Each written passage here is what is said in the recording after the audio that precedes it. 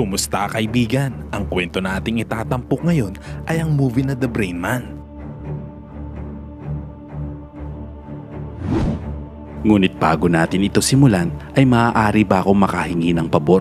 Pakilike naman ang videong ito at pasubscribe na rin sa aking channel.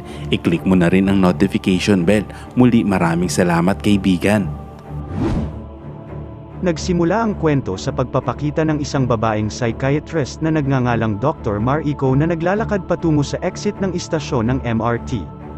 Pauwi na siya at sasakay na sana siya ng bus papuntang Baclaran. Ngunit sa kasamaang palad, naiwan siya nito, at pinagtawanan pa siya ng ilan sa mga bata na nakakita sa kanya na nasa loob ng school bus. Ilang sandali matapos ang pag-alis ang sasakyan, bigla itong sumabog at isang bata ang lumabas na nasusunog ang buong katawan, at sinusubukang iligtas ang sarili. Si Dr. Mariko na nakakita nito ay agad na lumapit sa bata at humingi ng tulong. Hindi kalayuan sa kinaroroonan ng pagsabog, may dalawa pang babae na nanonood sa aksidente. Malamang, ang dalawang babae ay ang utak ng pag-atake. Tila nasiyahan ang dalawang babae sa tagumpay ng pambobomba na naging sanhi ng kaguluhan. Samantala, sina Detective Chaya at Detective Hirono ang itinalaga para magsagawa ng crime scene investigation. Natuklasan nila ang katotohanan na ang pagsabog ng bus ay sanhi ng isang pambobomba ng hindi pa kilalang terorista. Natuklasan din ng mga investigador na ang ilan sa mga pasahero ng bus ay natagpo ang pinutol ang kanilang mga dila. Sa pagtalakay sa kasong ito sa ibang mga opisyal ng pulisya, sinabi ni Detective Chaya na ang suicide bombing na ito ay nagsimula sa isang manghuhula na nagngangalang Kinju. Dahil noong nakaraan, ay nag-broadcast ito sa TV at hinulaan na magkakaroon ng pagsabog ng bomba sa isang bus, at alam niya kung sino ang gumawa nito. Sa kasamaang palad, naging biktima din pala siya ng pagsabog. Sa ngayon, nahihirapan pa ang mga pulis at mga investigador na hanapin ang tunay na salarin, dahil base sa ebidensya sa pinangyarihan, gumamit ang salarin ng hindi pangkaraniwang pampasabog. Pagkatapos ay nagpatuloy sina Chaya at Hirono sa pagsisiyasat sa isang bodega. Pagdating nila ay nakarinig sila ng sigaw ng isang babae mula sa loob ng building. Nagmadali silang pumunta at papasukin sana nila ang building.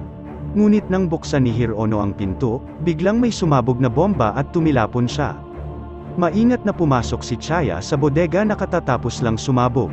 Pagkatapos ay natagpuan niya ang isang lalaki na nakatayo sa gitna ng mga guho na may sugat sa kanyang ulo. Ang pangalan ng lalaki ay Ichiro Suzuki. Pagkatapos ay dinala nila si Ichiro sa himpilan ng pulisya dahil siya lang ang tao sa pinangyarihan. Habang nasa selda, nakikinig siya sa usapan ng dalawang kriminal habang ang mga ito ay nagkukwetuhan at sinabi ng mga ito na hindi mapaparusahan ang tao kahit nakapatay siya. Kinabukasan, nang madaanan ni Ichiro ang dalawang kriminal, agad niya itong binugbog. Sinubukan ng dalawang pulis na pigilan si Ichiro, ngunit hindi niya ito pinansin. Bukod dito, tila may pambihirang lakas si Ichiro, kaya nahirapan ang mga pulis. Tumigil lamang ang mga pag-atake ni Ichiro nang magawa niyang dukutin ang mata ng kriminal. Si Detective Chaya na nakatanggap ng ulat ng insidente, ay naghinala na si Ichiro ay may problema sa pag-iisip. Pagkatapos ay inilipat siya sa isang special cell para sa psychiatric evaluation. Bago pumasok si Ichiro sa seldang iyon, ay nasa ulo na niya ang plano ng bilangguan sa napakaikling panahon. Habang siya ay naroroon ay maraming doktor ang gumamot kay Ichiro. Isa sa mga doktor na ito ay si Dr. Mariko. Habang ine-examine nila ito ay napag-alaman nilang may mga saksak at paso ang katawan ni Ichiro. Pagkatapos ay nalaman nila na mayroong mechanical disorder ang utak ni Ichiro. At nagsagawa ng eksperimento si Dr. Mariko sa pamamagitan ng pagsaksak sa katawan ni Ichiro gamit ang isang pin, ngunit hindi siya nag-react. Sa kanilang obserbasyon, natuklasan nilang eksaktong 1 oras pagkatapos kumain si Ichiro ay pumupunta siya sa banyo, na ginagawa niya araw-araw, kahit na walang mga orasan sa mga selda o sa observation room. Sa ibang lugar, ang dalawang batang babae sa likod ng sunod-sunod na pagpatay na ito ay makikita sa isang silid. Lumalabas na silang dalawa ay nasa iisang kwarto ni Ichiro nang sumabog ang bomba sa bodega, ngunit pareho silang nakatakas. Ang dalawang babae ay pinangalanang Midorikawa at Yuria. Tila alam ni Midorikawa ang kakayahan ni Ichiro at may plano siyang patayin ito. Kinabukasan, nagbalat kayo si Yuria bilang isang nurse, at naglagay ng mic sa bag ni Mariko, at dinuplicate ang susi ng kwarto. Nang ihahatid na sana ni Mariko si Ichiro sa selda, tumawag ang isang binata na nagngangalang Shimura. Si Shimura ay pasyente ni Mariko. Nakuha ng presensya ni Shimura ang atensyon ni Ichiro dahil tinitigan niya ng matagal ang lalaki. Pagkaalis ni Shimura, napagtanto ni Mariko na interesado si Ichiro sa presensya nito. Sa ibang eksena, bumisita si Mariko sa bahay ni Dr. Aizawa para alamin ang background ni Ichiro. Si Dr. Aizawa ay ang gumamot kay Ichiro noong siya ay bata pa. Sinabi ni Dr. Aizawa na mula pagkabata ay iba na ang kinikilos ni Ichiro sa ibang mga batang kaedad niya. Palagi siyang tahimik na nakaupo sa sulok ng silid na parang manika at hindi nagpapakita ng normal na pag-uugali tulad ng mga ibang tao. Ayon sa pahayag ni Dr. Aizawa, parehong biktima ng hit and run at namatay ang mga magulang ni Ichiro. At si Ichiro ay inaalagaan ng kanyang lolo na nagngangalang Irishu. Si Irishu ay interesado sa kanyang apo at hiniling kay Dr. Aizawa na obserbahan siya. Araw-araw tinuturuan ni Aizawa si Ichiro na pumunta sa banyo pagkatapos nitong kumain. Ayon kay Aizawa na si Ichiro ay walang brain disorder, ngunit sa halip ay mayroon siyang kakaibang utak kumpara sa ibang tao. Nakakabisado niya ng buo ang libro at ang nilalaman nito sa pamamagitan lamang ng pagbabasa nito sa isang sulyap. Bukod dito, nagagawa rin niyang lutusin ang mga komplikadong puzzle sa napakaikling panahon. Sinabi ni Aizawa na ang lakas ng utak ni Ichiro ay parang library na may libu-libong libro na maaaring lagpasan ang computer intelligence. At dahil doon ay binigyan ni Aizawa si Ichiro ng alias na Brain Man. Sa kabila ng mga advantage na ito, si Ichiro ay kumakain at umiihi lamang kapag binigyan ng instructions. Matapos malaman ang mga obserbasyon ni Aizawa, pinaalis na siya ni Irishu, at may gusto siyang gawin kay Ichiro. Pagkatapos ay nagpadala si Irishu ng isang lalaking nagngangalang Ino na isang dalubhasa sa martial arts, upang turuan si Ichiro ng self-defense. Sinabi ni Irishu na gusto niyang lipulin ni Ichiro ang kasamaan sa mundo, ngunit ito ay nakafocus sa kanyang paghihiganti laban sa nag-hit and run na salarin na pumatay sa kanyang anak. Dahil sa kanyang extraordinary talent, mabilis at madaling natuto si Ichiro ng martial arts. Nang makita ito, sinama ni Ino si Ichiro at umalis sa bahay ng kanyang lolo upang iligtas siya at gisingin siya sa katotohanan. Ngunit noong gabing umalis si Ichiro kasama si Ino, sa hindi inaasahang pagkakataon, ninakawan ang bahay ng kanyang lolo at sinunog ng mga magnanakaw ang kanilang bahay. Habang sinusubukang tumakas, nakita ni Ichiro ang magnanakaw at pinatay ito sa pamamagitan ng pagsakal sa kanya ng walang pag-aalinlangan. Lumalabas na ang pagpatay ay kusang nagagawa niya ng walang utos, hindi tulad ng karaniwang ginagawa ni Ichiro. Matapos ang pagkamatay ni Irishu sa kanyang bahay, nawala si Ichiro. Hindi nagtagal pagkatapos ng insidente, ilang mga kriminal, tulad ng mga magnanakaw, mamamatay tao, at mga rapist, ang natagpo ang patay. Nalaman ng mga investigador na si Ichiro ang pumatay sa mga kriminal na ito.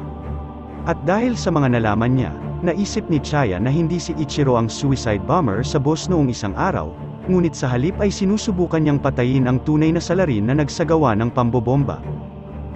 Ilang sandali pagkatapos noon, dinala si Ichiro sa kulungan sakay ng kotse. Tahimik na kinalas niya ang kanyang mga posas gamit ang isang clip at mabilis na sinugod si Hirono, na nasa harap niya at kinuha siya bilang hostage. Si Chaya na nasa malapit, ay sinubukang iligtas si Hirono na kasalukuyang nasa panganib. Maya-maya pa ay biglang dumating sina Midorikawa at Yuria na nakasakay sa motor. Sinusubukan ng mga ito na lumapit sa sinasakyan ni Ichiro. Sina Midorikawa at Yuria ay tinira ang sasakyan ng pulis, na nag-e-escort sa kanila at nagdulot ng aksidente at kaguluhan ng trapiko. Sa loob ng sasakyan, tila napansin ni Ichiro ang pagdating ni Midorikawa at Yuria, kaya naman inutusan niyang huminto ang boss. Sa labas, kinuha ni Midorikawa at Yuria ang isa sa mga pulis at hinostage ito at inutusan si Ichiro na lumabas. Sinabi nila na si Ichiro ang pakay nila at nais nila itong makuha. Maya-maya ay lumabas si Ichiro sa sasakyan at agad na binaril si Midorikawa, ngunit sinalo ni Yuria ang bala. At bago pa man bumagsak si Yuria at mawala ng buhay ay pinindot niya ang detonator kaya sumabog ang bomba na kanilang inilagay sa isa pang police car.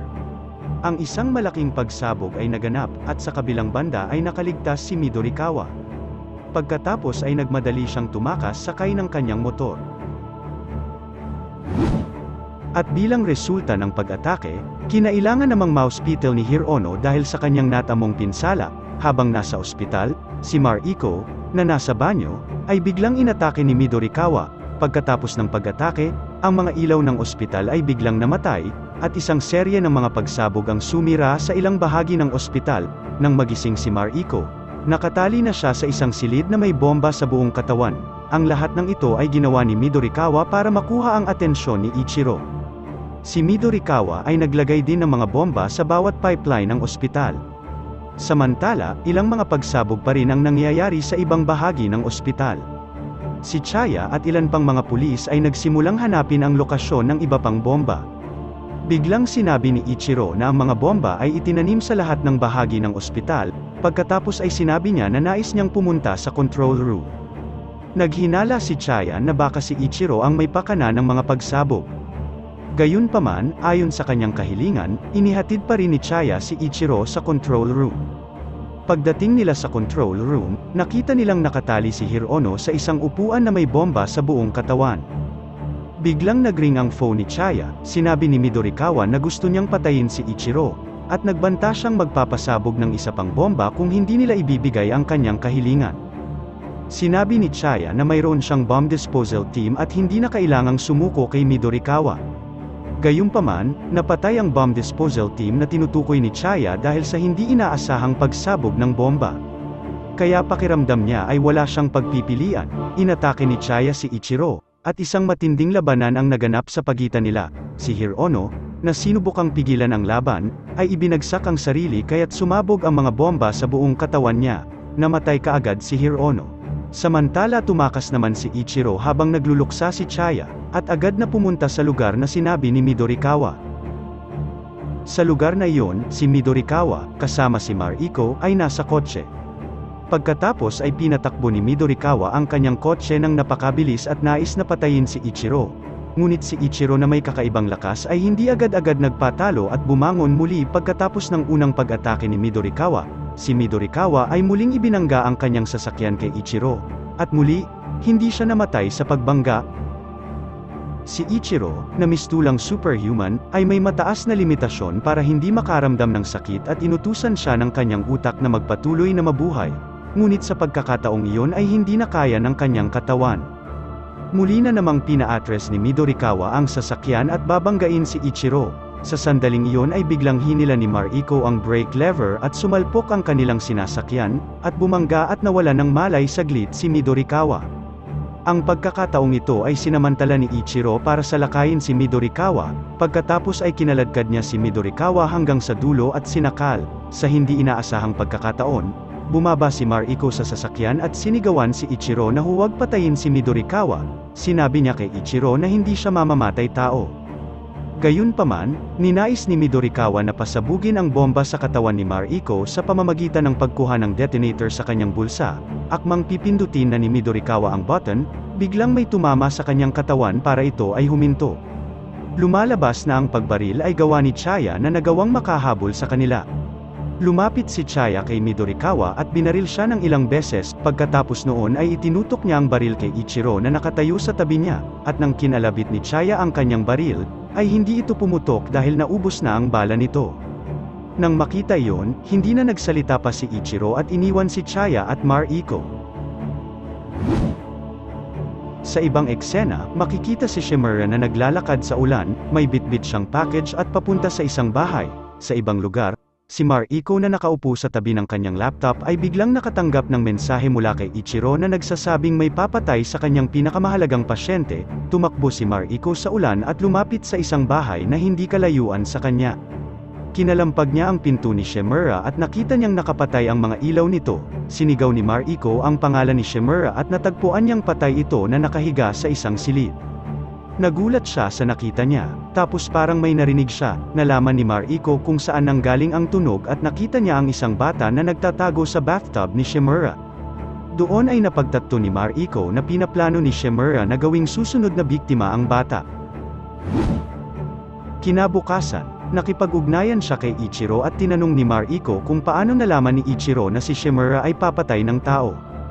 Sinabi ni Ichiro na nakakita siya ng mga marka ng kagat sa braso ni Shimura sa kanilang unang pagkikita. Sinabi ni Ichiro na sa lahat ng oras ay ginamit siya ni Shimura para makalaya siya. Pagkatapos ay tinanong ni Mariko kung bakit iniligtas siya ni Ichiro at ang maliit na bata. At sinabi ni Ichiro na si Mariko ang unang taong nagmalasakit sa kanya at gusto niyang pasalamatan ito. Pagkatapos ay ibinaba na ang telepono at si Ichiro ay tila ngumiti ng tahimik.